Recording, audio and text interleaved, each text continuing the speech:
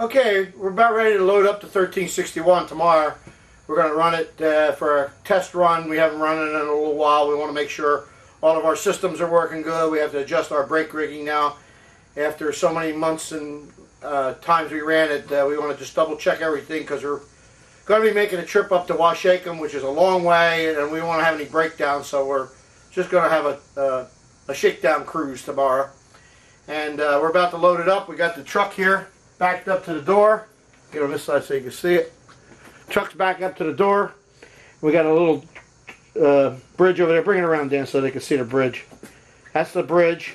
The transitional bridge goes between, and we're going to lower this down or run this down into the truck. Now, if you notice, the truck is on a down pitch here. It's on a down pitch. So what we have to do is put a strap in the drawbar, and I hold back on it while Dan watches the wheels, make sure all the wheels go in. And then once we get it, we ease it down, and we have a block inside the truck which sets up the coupler, which I'm going to fix right now, so we won't forget because we've done that before. So it hits up against the coupler, and then we have a little bit of an angle plate that goes on the back. So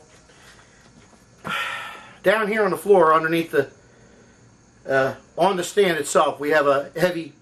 I got a big box full of a lot of scrap steel and stuff as a counterweight, just to make sure that nothing tips. Like the one fellow there on the chassis flipped on him. So we're gonna have, make it so that that can't happen. Now one other thing you want to know is that I've seen this happen 100 times. Do yourself a favor. Don't be cheap on the wheels. I have $57 a piece wheels on this thing. You have my locomotive. I think is worth almost $100,000. You want to put $29 crappy wheels that you found in the junk somewhere on it? Use some good wheels. Don't be cheap. Okay, my wheels lock both the wheel and the swivel. The wheel and the swivel, so it can't shift or nothing. On the tender, we don't have that. It's not as heavy. We don't need that, but the wheels do lock, and they are good wheels. Each wheel here will support 1,000 pounds. Each. So that's well in excess of what we need. Don't be cheap with the wheels. Believe me. It rolls much easier and everything. Okay, so we're going to get set up to load it, and then we're going to turn on the camera again. Jack under the back of the truck, because the truck will bend down. This is 800 pounds. It's going to bend down. So we want that to be rigid. You got to make sure you jack your truck. And it's going to go in, it's going to go right down. Hopefully. Here we go. All right, Dan.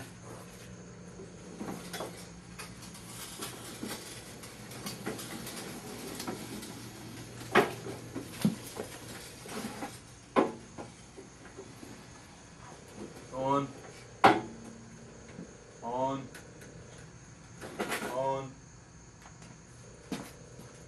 Push the car. Push it. Okay. I get the bridge out of the way. Got it. I got it, yeah.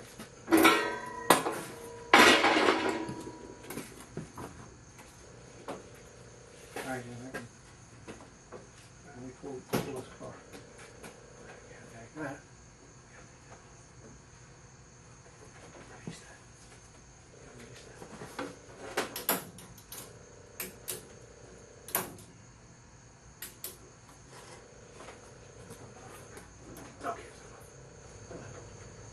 You're gonna almost there.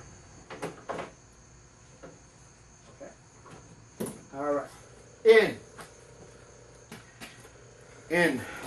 Okay. Dan's in there getting ready to put the angle plate on. I'm going to show it to you. Where's that, Dan?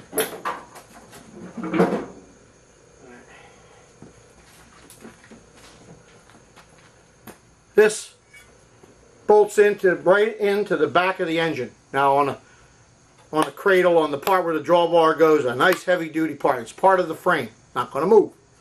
4 bolts go down into the board that's in the truck.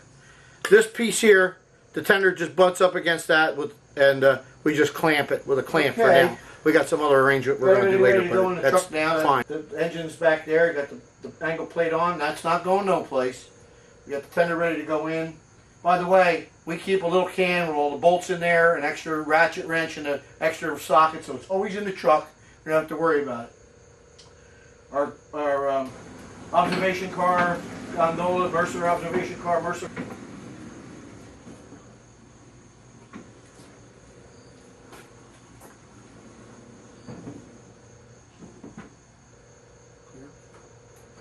was that? Yeah, it is. That's it. Bridge in. Ready to go. And it gets up there, we put the rest of the stuff in the truck, remove the jack. We don't need the jack when we go to the club because the lift there is variable. So we don't have to worry about it. We can just adjust it as the weight comes on the truck, we can adjust it. But here, if it kinked there, we would have the drivers then up in the air, so we put it here. Now, the plan originally was to put a concrete pad out there so the front of the truck comes up level, but I never got around to it. I'm going to be moving in a while. There's no point in doing it for the next guy. I didn't worry about it. And we're going to, the new shop, it has all concrete.